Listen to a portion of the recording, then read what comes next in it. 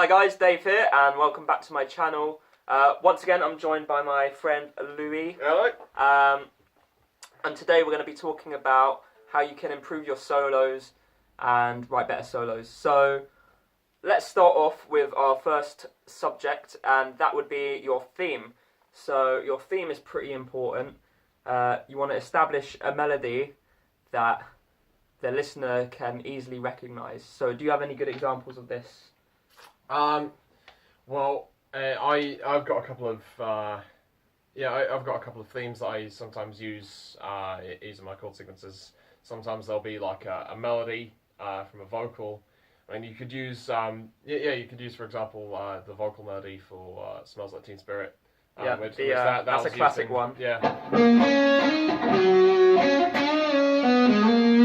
Yeah, that's a good one. A good way to do that is if your song's got a melody, a vocal hook, then you can steal that melody and then use that as your theme for your solo. Anything else? Anything else? What's a good example? If you listen to a lot of great guitar work by people like Steve Vai, with songs like "In the Name of God," like that's that's a great example of a song that's got a really good kind of sort of guitar melody, but that's like the main theme and everything's built around it. And no matter sort of how crazy the sort of shredding gets, it always goes back to that. Yeah, sure, cool. So once you've established your theme, we've noted down a few things you can do that can change your theme up so that you don't have to repeat it loads and make it so it doesn't get boring. So the first thing you can do is actually make your melody longer. So let's take this pentatonic melody. So we'll go. That's starting on the 10th fret. Cool. So to make it longer, obviously all you do is just play it slower, pretty much. So do you want to take it away? Playing it slower is simply just taking it and making it half time. So instead of,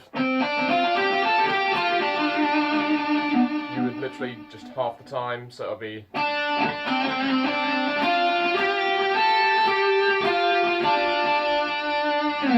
And then, as well as that, you can make your melody shorter or faster as well. Yeah. So for example, that'll be. Oh, that was sloppy. Cool. So those are two quick ways, and obviously you can even mix that up. So you can make some parts of the melody longer and some parts of the melody shorter. Any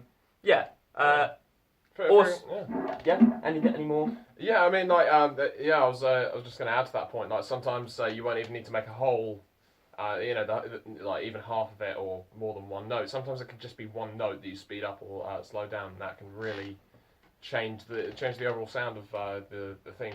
Yeah, cool. So another thing you can do with your theme is changing the actual chords that are played over the top of it. So if you play a melody in E minor, okay, I'll just play the same theme. Yeah. Okay. 1, 2, 3, 4.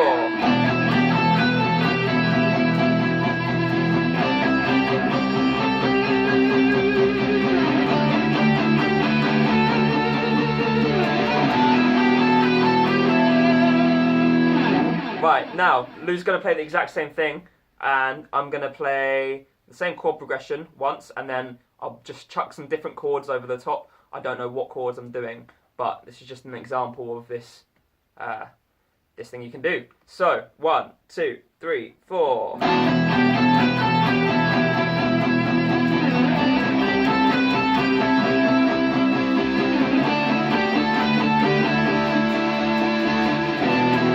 Now I'm going to change the chords.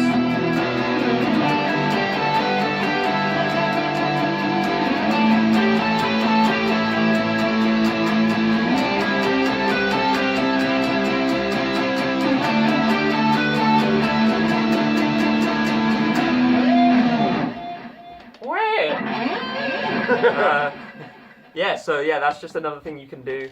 And dynamic changes are another thing you can do. So you can play your melody quietly, you can play it loud, you can play it starting off quietly and making it louder as it goes on, or starting off really loud and going down. So do you want to maybe... Okay, I mean, it's a bit difficult if you have a slightly distorted guitar tone to get like a wide dynamic range. Yeah. But if you roll off your volume pot a little bit, that will clean up your guitar signal a little bit, and that can actually help. Or if you use single coils, you've already got like a bit more of a clean start. So I think I'm going to roll off the volume pot and use a bit of the single coil. So yeah, so instead of just going flat out, you can just go something like really hammer out certain notes.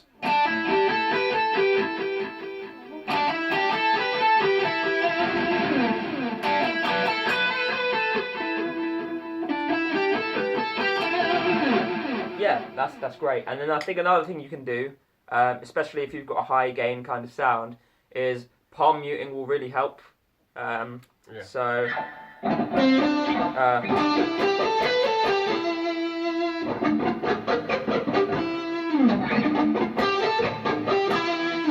so that will help as well. So do you have any more words on dynamics? Yeah, I would basically say if you're playing with a high gain sound, try and get something which is not as broken up. If you're playing metal anyway, not as broken up as your rhythm tone.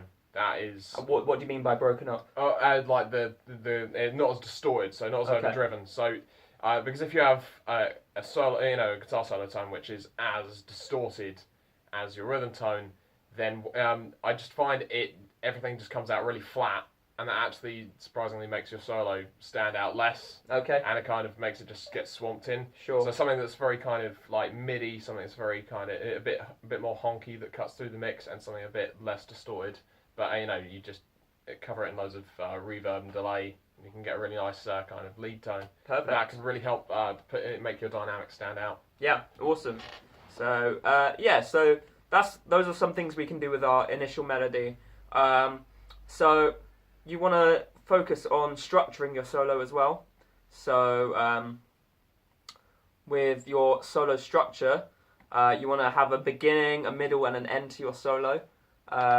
So do you have any kind of like thoughts on structure? Yeah, what I usually do is I begin with a basic idea of how I'm going to start the melody and how I'm going to end it, and I'll try and find a way of joining those 2 points up. One really good way I find of structuring the melody is wherever your melody will go, it will begin from where you left off.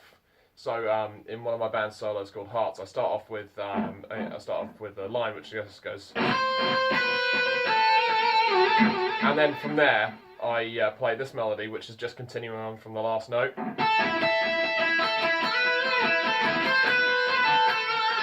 And then from there I continue on. I slide back up to that note. And you can still add in jumps, but I sometimes find it's more kind of coherent if you make it link up. So so the notes that you're playing are within reach of each other. Sure. Because it makes it easier for you to play. And if you're the kind of guitarist like I was when I started, where you're just writing your solo on a computer and you're comping it, and you write one section and you're up here, and then the next section you're down here. That's still me. Yeah. Well, I mean, like, there's nothing wrong with it. You can get some really great solos with it, but I just find for me personally, it's more comfortable, and it can sound more coherent for when I'm writing. Cool. Brilliant. Cool. Sweet. So another thing we can do when we're structuring our solo is think of our solo as a big crescendo. So this brings us back to dynamics. You can start off quietly and slowly, and then build your solo up more and more and more until it turns into this massive shred fest. No, I'm joking, but chromatic. Yeah, but you can start off with really simple your theme, and then you can add elements to your theme, like different techniques and playing at different speeds and stuff. And then just like think about how you can make the solo a bit more epic every time you repeat that theme. So that's crescendos. Do you have kind of like any thoughts on crescendos? Well, again, like this is something that I tend to do quite a lot. Is I'll have my idea for the main sort of peak of the solo, and I'll have it. I'll have an idea of where I want to play it on the guitar. So I usually play it so it's in the higher octave, so it's above the 12th fret. Okay. And then I'll find a way of leading up to it from from the lower frets. Okay. And I just find that it just gives me a bit of a guideline, just like visually, so I can start. I can actually visually and physically start low and then build up. Sure. So you write with the end already kind of like in mind. Yeah. And then you write thinking how you can get there instead of starting at the beginning. Well, exactly. I mean, like in that same solo, that I played earlier, I imagine like the actual pinnacle of it is where I go. But pretty much everything that comes before is a way of building up and leading up to that point, and that is the highest point of the solo. That one note is the highest note I play in the solo. Yeah, cool. And sometimes it's good to do that because otherwise, if you're playing notes that are much higher, just going, and you're doing that all the way through the solo, and then you go as your final note, it becomes less impactful. Brilliant, cool. So that's crescendo. Also, we can talk about question and answer. So question and answer. Call and response, or whatever you want to call it. Beautiful. So you can take a melody and then finish this melody on a kind of unresolved note. So if you think when you're asking someone a question, like in real life, you would, there's a bit of tension there, waiting for that answer. So you want to kind of create a bit of tension with your melody. So you finish on a note that doesn't sound quite resolved. So maybe like, and then the answer could be a similar melody, but you'd finish on a more resolved note, and that would be your answer. So like that. Another example maybe would be to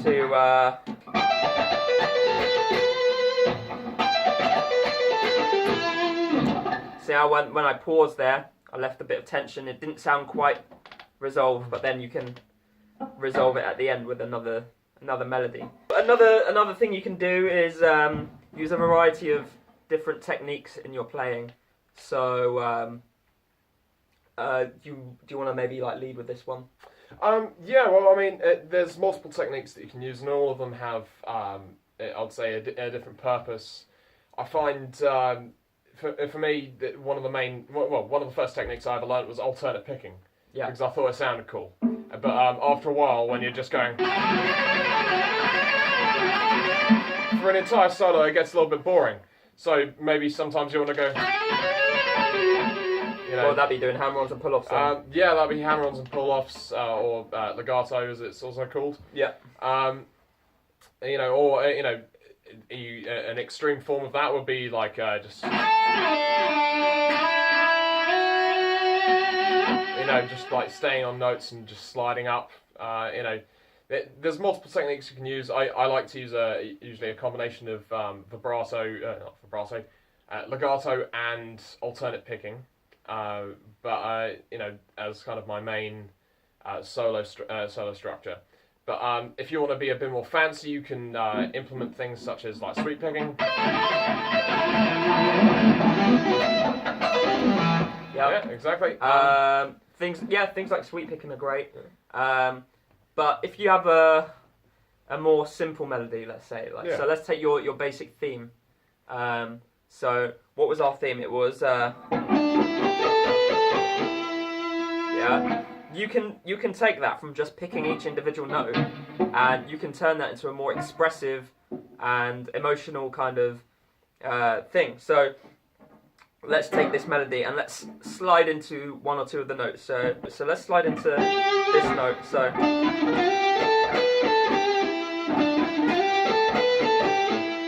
as well as sliding into notes, you could add hammer-ons and pull-offs. So let's hammer on that first two notes, and we're going to slide into that second note. Then we're going to pull off those last two. So it's already sounding a bit more expressive. And then you can do bends. So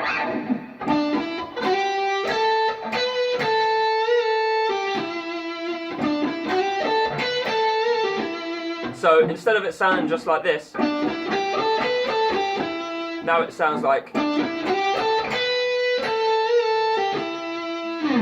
So that's just some things to think about. Let's talk about one final thing, and how do we know what are the right notes to kind of stick around on? So this is what we call chord tones. So basically, if you play a C chord for me, do you want to maybe take the gain off a bit? I'll take the gain off a little bit. So yeah. Cool. So basically, in our C chord, we've got a C, an E, and a G, and then those are all the notes within C major chord. So these are notes that you can kind of stick around on for a bit longer. So we'll show you. So do you want to play a C chord and then I'll just jam something over the top? Yeah, sure. So any of these notes that I'm sticking around on for a longer amount of time, they are what we call chord tones. So